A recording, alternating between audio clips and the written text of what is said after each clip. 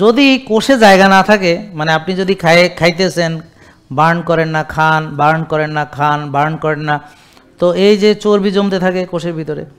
এখন রক্তের চিনি কোষে ঢুকবে, কোষ বাধা দেয়, ইনসুলিনকে বাধা দেয়, এইটা হলো ইনসুলিন রেজিস্ট্যান্স। তাহলে ইনসুলিন রেজিস্ট্যান্স বাড়বে কিভাবে? বেশি খেলে, বারবার খেলে, ব্যায়াম না করলে, কায়িক শ্রম না করলে, টেনশন করলে, রাত জাগলে, স্ট্রেসে থাকলে, যেটা বললাম।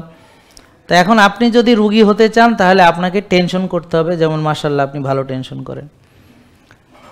তারপরে রাত জাগতে হবে, তারপরে হাইডে কইতে হবে ব্যায়াম করছি। আমার কথা বুঝতে পারছেন? আর খাইতে হবে হলো ভাত, রুটি, হ্যাঁ, ফল, দুধ, সয়াবিন তেল ইত্যাদি, চাষের ডিম, চাষের মাছ, চাষের গরু, চাষের ছাগল, চাষের সবজি, এভাবে খাইতে হবে। তাহলে ইনশাল্লাহ আপনি যে কটা রোগ আপনার চাওয়ার আছে, জানা আছে, সব পাবেন ইনশাল্লাহ। আর অবশ্যই ডাক্তার দেখাবেন নিয়মিত এবং ওষুধ খাইবেন বালা করে, তাইলে আপনি আরও বড় রোগী হবেন। জেকে লাইফস্টাইল, ওষুধ মুক্ত সুস্থ জীবন।